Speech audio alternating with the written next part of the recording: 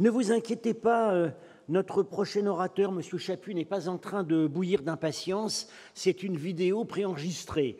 Donc, nous allons l'entendre. Donc, M. Chapuis, on ne le présente pas. Il est donc ambassadeur de l'Union européenne à Pékin. Nous allons donc l'entendre. Et ensuite, il apparaîtra donc en direct et l'échange pourra avoir lieu. Bonjour. Je vous remercie de m'accueillir au collège ce matin pour évoquer avec vous les relations entre l'Europe et la Chine sous le titre « Les passions contrariées ». Comme l'a observé la présidente de la Commission européenne dans son discours sur l'état de l'Union en septembre 2020, rien n'est à la fois plus stratégique et plus difficile pour l'Europe que son rapport avec la Chine. Il en résulte que la capacité des Européens à s'unir pour mettre en œuvre une relation équilibrée avec la Chine détermine une part majeure du statut géopolitique que l'Union européenne ambitionne en ce siècle, au-delà de l'acquis des relations bilatérales de chacun des États membres. La relation entre l'Europe et la Chine a été longtemps celle d'une fascination intellectuelle, parfois réciproque, avant d'incarner un faisceau complexe, parfois contradictoire, de rapports économiques et politiques dans un contexte de marche à pas forcés de la mondialisation. Aujourd'hui, l'heure est le plus souvent à la frustration ou à la dénonciation qu'à une appréciation positive de la situation et de son potentiel. Comme toujours, la critique est aisée, mais l'art est difficile. Avant d'évoquer les difficultés du présent, je rappellerai que l'Europe et la Chine se sont reconnues pendant près de 5 siècles comme des pôles autonomes mais complémentaires du savoir et du progrès, indépendamment des péripéties de l'histoire.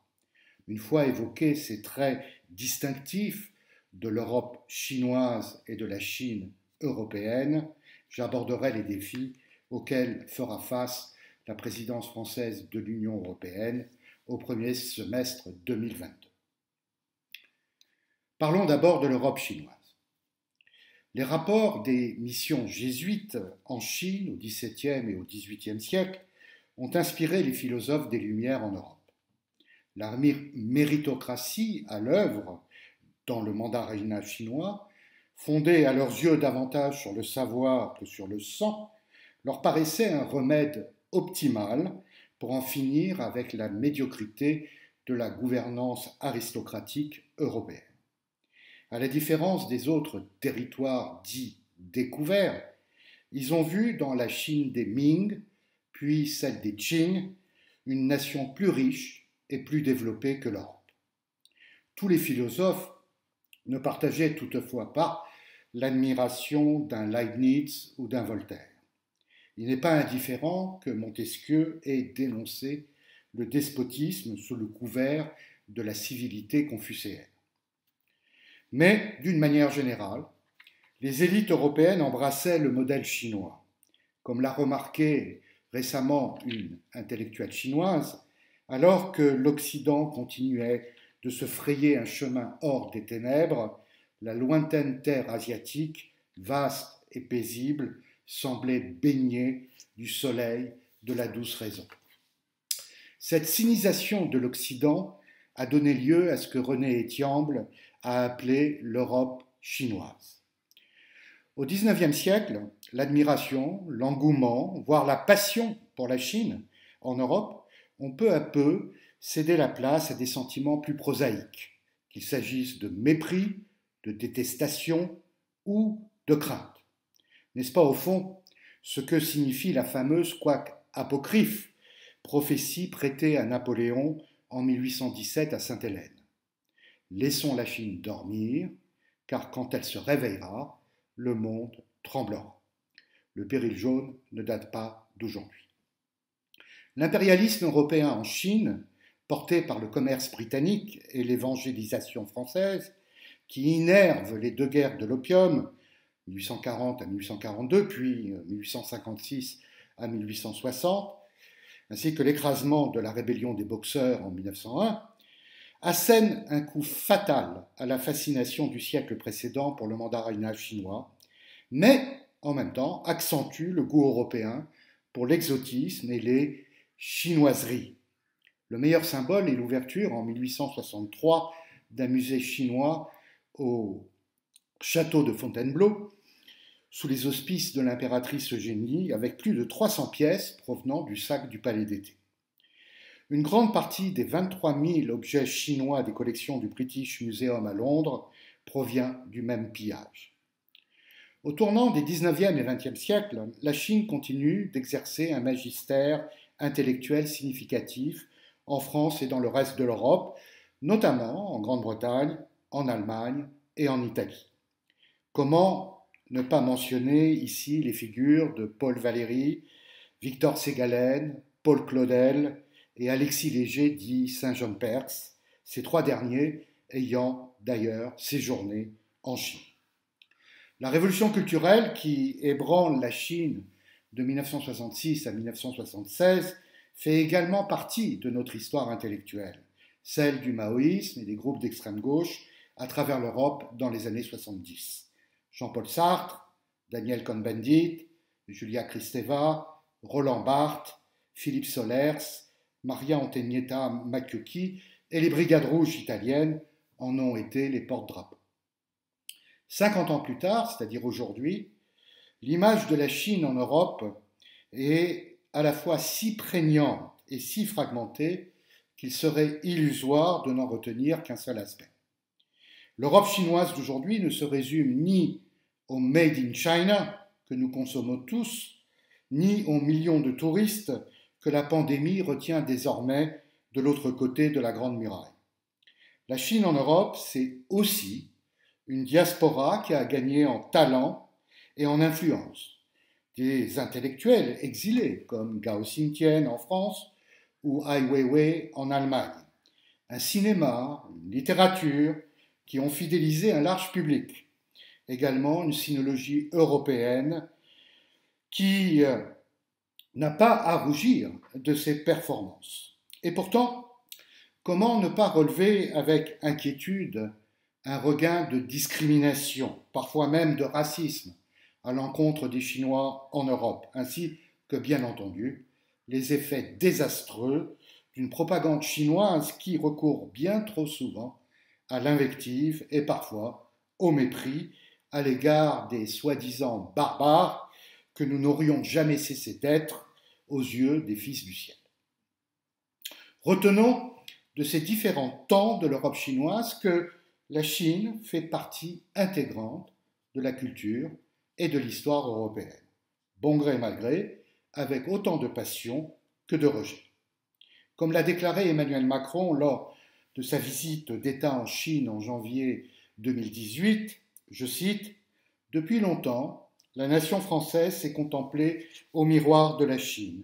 En elle se sont agrégés au fil des siècles la pensée, la poésie, l'art, mais aussi une réflexion sur la guerre, le pouvoir, la vie humaine et tout un imaginaire d'aventure et de voyage autour de marchandises extraordinaires et de découvertes singulières. »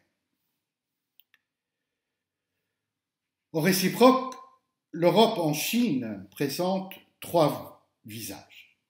Celle des guerres de l'opium, que j'ai déjà citées, couplée à ce que les Chinois ont ressenti comme une humiliation nationale. Celle aussi de la culture et de l'art de vivre. Enfin, celle de la contribution européenne à la renaissance économique et technologique chinoise. Tout Chinois finira un jour par vous dire que l'impérialisme européen a brisé son devenir et violé sa souveraineté. Commentant le sac du Palais d'été par les troupes franco-britanniques en 1860, Victor Hugo lui-même n'avait-il pas admis que, je cite, « Nous, Européens, nous sommes les civilisés et pour nous, les Chinois sont les barbares. Voilà ce que la civilisation a fait à la barbarie. Devant l'histoire, l'un des deux bandits s'appellera la France, l'autre s'appellera l'Angleterre. » Cette agression européenne, en Chine, plus qu'ailleurs en Asie, a eu un double effet. un questionnement intellectuel sur les raisons de la défaite et du déclin d'un empire qualifié de céleste et d'éternel. Un sentiment de revanche et de réparation qui a nourri la révolution communiste chinoise. Cette polarité existe aujourd'hui encore en Chine. Les jeunes Chinois qui prennent le chemin de l'Europe au tournant des 19e et 20e siècles découvrent le positivisme européen et la République. Ceux d'entre eux qui sont artistes découvrent l'impressionnisme ou les symphonies. La France, l'Allemagne et l'Angleterre sont les destinations de choix. En naîtra une connaissance chinoise de l'Europe, faite de séduction, d'étonnement et pour beaucoup d'engagement politique. La renaissance de la Chine passe alors par une éducation européenne. En Chine même, le succès des écoles européennes coïncide avec le rejet de l'enseignement confucéen. La concession française de Shanghai devient le Paris de l'Orient. La reconnaissance de la Chine populaire par le général de Gaulle en janvier 1964 constitue, au-delà du geste géopolitique, la légitimation de la relation qu'établira 10 ans plus tard la communauté économique européenne. Permettez-moi de citer de Gaulle dans sa conférence de presse du 31 janvier 1964, énonçant les champs du possible entre la France et la Chine. Je cite : « La Chine, un grand peuple, le plus nombreux de la Terre, une race où la capacité patiente, laborieuse, industrieuse des individus a depuis des millénaires compensé le défaut de cohésion et de méthode, et a bâti une très particulière et très profonde civilisation. Qui sait si les affinités qui existent entre les deux nations pour tout ce qui concerne les choses de l'esprit, et compte tenu aussi du fait que dans leur profondeur, elles se portent l'une à l'autre depuis toujours sympathie et considération, ne les conduiront pas à une coopération culturelle croissante. Il se peut aussi que dans l'immense évolution actuelle du monde, en multipliant les contacts directs de peuple à peuple, on serve la cause des hommes, c'est-à-dire celle de la sagesse, du progrès et de la paix. Il se peut qu'ainsi les âmes, partout où elles sont sur la terre, se retrouvent, un peu moins tard, au rendez-vous que la France a donné à l'univers, voici 175 ans, celui de la liberté, de l'égalité et de la fraternité. » Fin de citation. Cette vision gaullienne est sinon partagée, du moins acceptée, par Zhou Enlai, alors Premier ministre, lui-même formé en France. Elle fonde aujourd'hui encore l'essentiel de la relation euro-chinoise.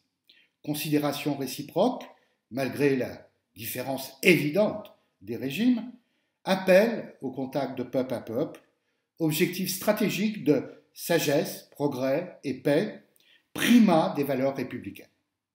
Les pays membres de l'Union européenne se sont ralliés à cette approche depuis un demi-siècle. La Chine européenne, c'est également depuis 2 générations l'apport décisif des entreprises au développement économique et technologique de la Chine. L'interdépendance qui en résulte a créé des bénéfices manifestes de part et d'autre. Qui mesure aujourd'hui que la Chine a dépassé les États-Unis dans le commerce des biens avec l'Union européenne? Pour le citoyen chinois de 2021, l'Europe est identifiée à des produits de qualité, notamment alimentaires, à des technologies éprouvées, au premier rang desquelles se trouvent le nucléaire et l'aéronautique, enfin à une destination touristique prisée. Le président chinois Xi Jinping a pu dire ainsi le 22 juin 2020, il y a un an, je cite, « représentant 2 puissances majeures, 2 marchés immenses et 2 grandes civilisations dans le monde, ce que la Chine et l'Union européenne proposent ou opposent, ce en quoi elles coopèrent, ont une signification qui va au-delà de leurs rapports bilatéraux. » Venons-en à l'ambition européenne par rapport à la modernisation actuelle de la Chine. Quels sont les défis de notre relation? Partenariat concurrence et rivalité sont aujourd'hui les trois facettes de l'engagement européen en Chine.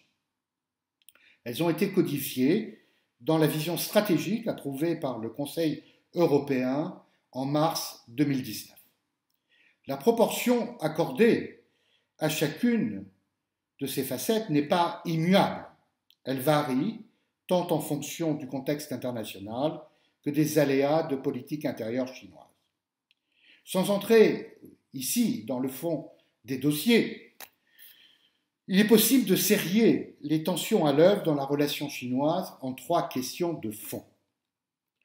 Premièrement, la pertinence de l'Europe puissance ou la variable d'ajustement des empires. L'ambition géopolitique de l'Union européenne, comme disait Jean-Claude Juncker, président de la Commission, l'Union européenne est un payeur mondial, mais doit aussi devenir un acteur mondial. Cette ambition se heurte à la réticence générale de reconnaître à l'Union un rôle prescripteur et pas seulement déclaratoire en relations internationales. Pourtant, les Européens admettent volontiers que le risque majeur auquel fait face leur pertinence géopolitique est une triangulation contraire à leurs intérêts entre les États-Unis, la Chine et l'Union. Comme l'observait Hubert Védrine il y a un an, je cite, « L'Europe doit passer par ce déclic mental où elle se résignerait enfin à devenir une puissance pour se faire respecter par la quinzaine de puissances qui lui marchent sur les pieds. » Joseph Borrell, le haut représentant de l'Union pour les affaires étrangères et la politique de sécurité, a exposé à plusieurs reprises l'impératif d'une voix propre face à ce qu'il a dénommé, je cite, le retour des empires sur la scène internationale, à savoir la Chine, la Russie, la Turquie et d'une certaine manière les États-Unis. Cette autonomie stratégique européenne, souvent décriée, parfois incomprise, est devenue un élément clé de la relation euro-chinoise. Pourquoi, en effet, la Chine accorderait-elle le moindre crédit à une Europe qui ne parlerait pas le langage des puissances? Emmanuel Macron disait déjà en janvier 2018 que c'est par la construction de sa puissance que l'Europe pourra construire une relation équilibrée avec la Chine. Cette autonomie de décision ne peut résulter que de l'unité des États membres sur la stratégie à conduire à l'égard de la Chine. Cette question, vous le savez, a pris un relief particulier depuis la crise franco-américaine à propos du contrat des sous-marins australiens et reste aujourd'hui un défi pour la diplomatie européenne. J'en viens au deuxième sujet de fond, qui est la question de l'équilibre entre réalisme et moralisme dans la relation euro-chinoise. Les traités européens ont placé la promotion et la sauvegarde des valeurs communes européennes en tête des priorités de l'action extérieure de l'Union. Il est parfois observé que la diplomatie des valeurs serait l'apanage de l'Union, tandis que celle des intérêts relèverait des États membres. Mais cette vision réductrice ne rend pas compte du fait qu'il n'y a pas de sauvegarde des valeurs sans défense des intérêts. La question est donc, dans la relation entre l'Union européenne et la Chine, la définition des intérêts partagés entre États membres. Cette tâche est, admettons-le, ardue pour de multiples raisons liées principalement à la vivacité de la concurrence entre entreprises européennes sur le marché chinois, la variation du poids des questions stratégiques dans chacune des diplomaties nationales, le rapport également différent d'un pays à un autre entre realpolitik et position éthique en politique étrangère, l'asymétrie entre nos systèmes politiques, et enfin l'impact de plus en plus évident depuis 2 ans de la dégradation de l'image de la Chine dans les opinions publiques européennes.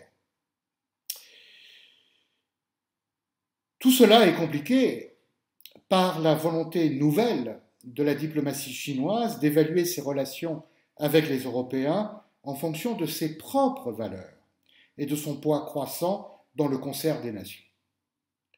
Ainsi, la Chine rejette-t-elle toute notion de rivalité dès lors qu'il y a coopération, allant jusqu'à conditionner sa disponibilité à coopérer dans un domaine particulier à l'interdiction de la critique dans d'autres domaines. Usant de tous les moyens de pression possibles, elle s'est jouée des divisions européennes et, comme dit un de ses fameux adages, tuer un poulet pour effrayer le singe, c'est-à-dire procéder par intimidation et coercition quand les circonstances le permettent.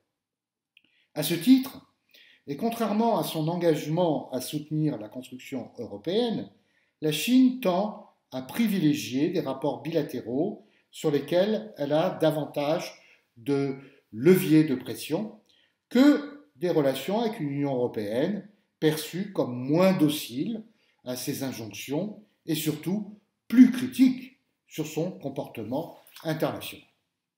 L'Union européenne saura-t-elle alors faire perdurer le consensus indispensable pour, d'une part, protéger les États membres d'éventuels coups de griffe du dragon chinois, tout en préservant un agenda positif avec une puissance sans laquelle aucun des grands défis globaux de ce siècle ne trouvera de solution.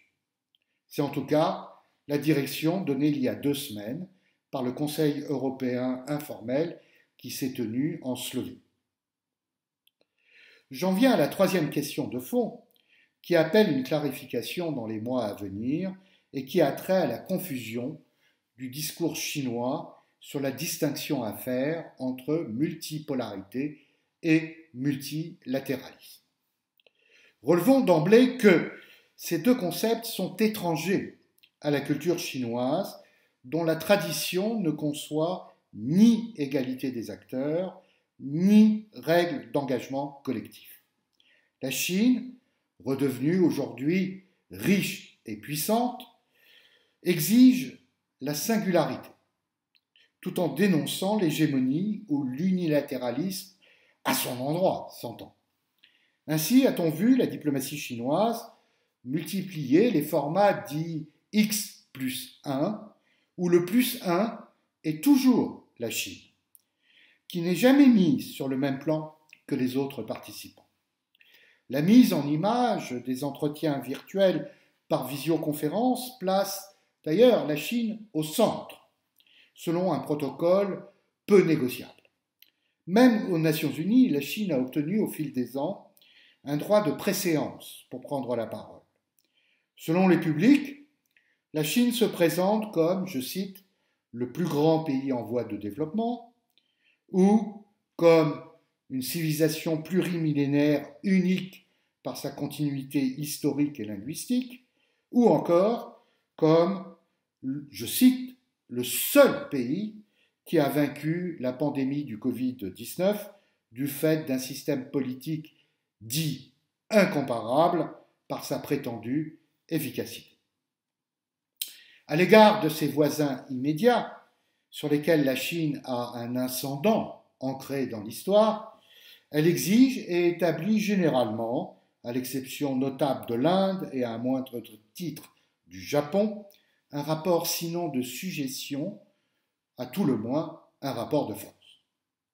D'une manière plus générale, l'affirmation de plus en plus soutenue de la puissance chinoise dans l'ordre international, issue de la Seconde Guerre mondiale, conduit au paradoxe qui suit. La Chine conteste ouvertement un système dont elle a su mieux que d'autres tirer le plus grand bénéfice au cours des 40 dernières années, mais qui, selon elle, lui dénie le rôle de premier plan auquel elle aspire dans l'organisation de la planète et sans doute qui menace la pérennité de son régime politique. C'est pourquoi, lorsque la Chine dit soutenir, je cite, sans faille, le multilatéralisme, elle exprime en réalité son idéal du plus un, c'est-à-dire une communauté de nations rassemblés dans la reconnaissance de la singularité chinoise, ce que Pékin appelle aujourd'hui, je cite, une communauté de destin partagée pour l'humanité, régie à l'évidence par le nouvel empire du milieu, rétabli dans ses attributs éternels de prospérité et de puissance, et mettant fin à 2 siècles d'humiliation par les barbares d'outre-mer.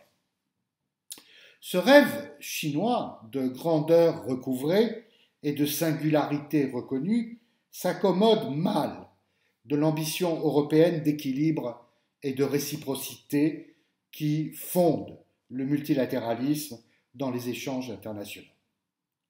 Au-delà des clivages idéologiques, c'est le principe même d'organisation du système international qui est aujourd'hui remis en question.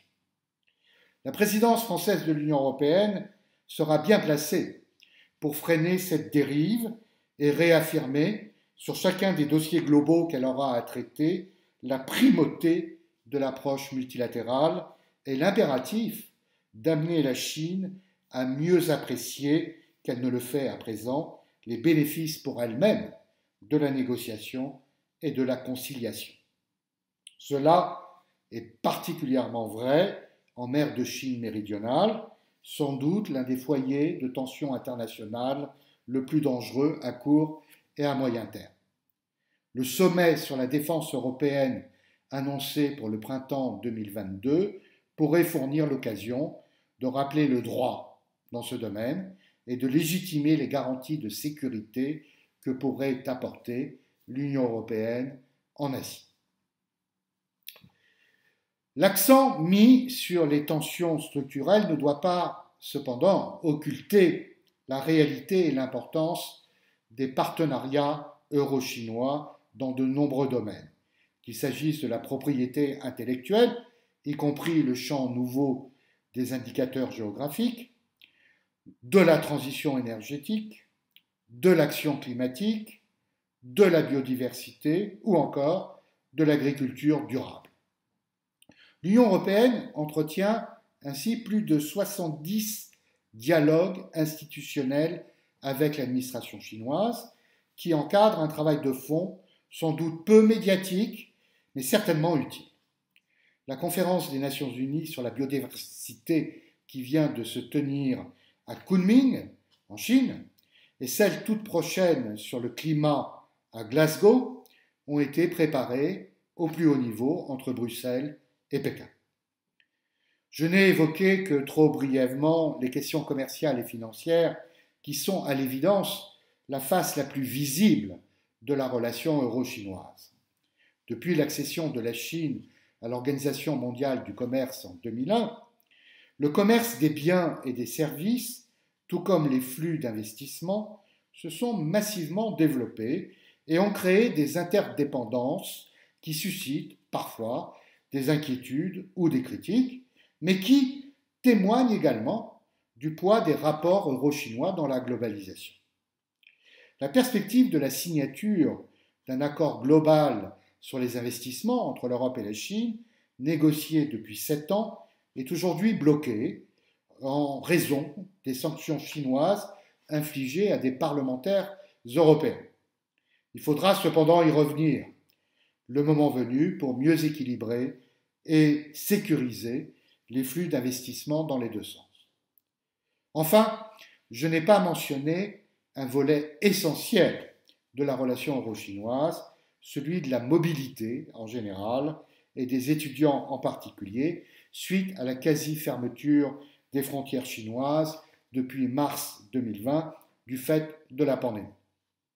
Certes, la Chine n'est pas le seul État à restreindre la mobilité internationale, mais c'est celui qui a mis en place les procédures les plus contraignantes, désignant l'étranger en général comme responsable de la pandémie. En 18 mois, la population étrangère résidant à Pékin, en Chine, a diminué d'environ 1/3. La ville de Pékin est aujourd'hui fermée à toute visite officielle.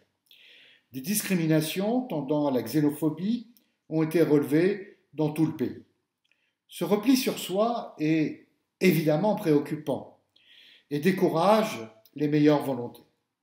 En cet automne 2021, nul ne sait quand les autorités chinoises accepteront de réviser leur politique de zéro Covid qui nous apparaît, à nous Européens, ni soutenable dans la durée, ni fondée sur des éléments scientifiques. Permettez-moi de conclure sur la place de la relation euro-chinoise dans le concert des nations. L'actualité a montré combien les Européens et les Français au premier chef ne se résignent pas à l'idée d'une confrontation inéluctable avec la Chine. J'ai rappelé en introduction comment l'histoire a façonné un rapport somme toute exceptionnel entre les deux pôles du continent eurasiatique, fait à la fois de désir et de rejet réciproques, ce que j'ai dénommé des passions contrariées.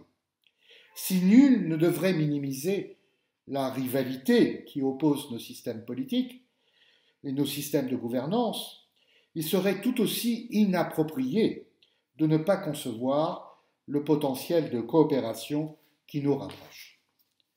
La vision stratégique de l'Union européenne cherche ainsi à optimiser ce potentiel d'engagement en marquant clairement les points de litige qui nécessitent d'être discutés et éventuellement surmontés.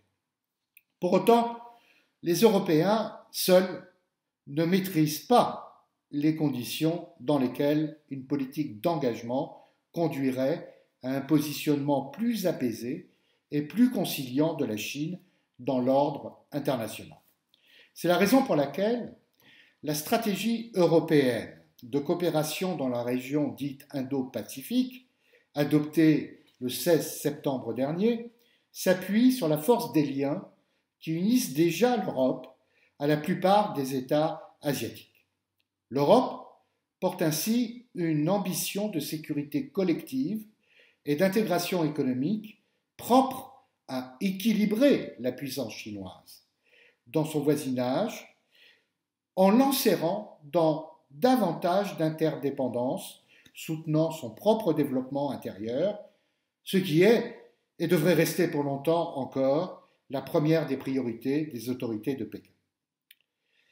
Il se pourrait, bien entendu, que la Chine de Xi Jinping rejette cette vision coopérative, auquel cas elle s'exposerait encore plus qu'à présent à la suspicion sur ses intentions stratégiques et contraindrait chacun des acteurs à adopter des positions plus tranchées, qui élèveraient le niveau de la tension déjà existante en Asie orientale.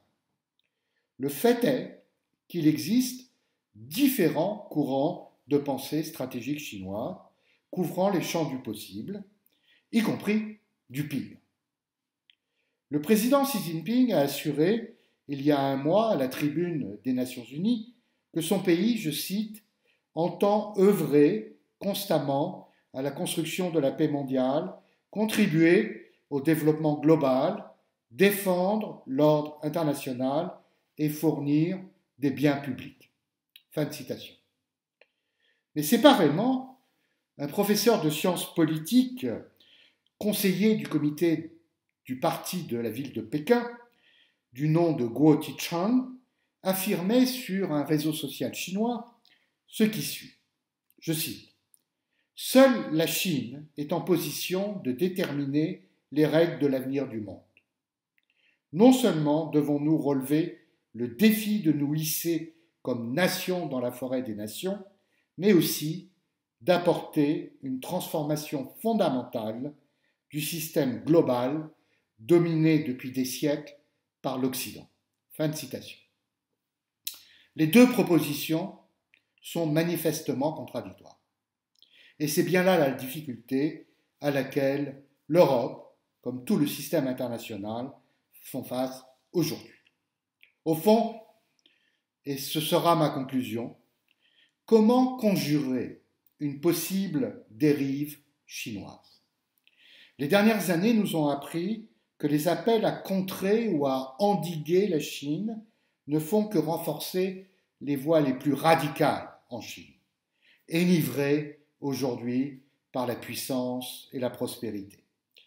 Le choix européen de l'équilibre n'est pas celui de la compromission, mais bien celui de la préservation de rapports raisonnés, fondés sur des intérêts et des valeurs, dont la densité est la meilleure garantie contre l'aventurisme ou le révisionnisme.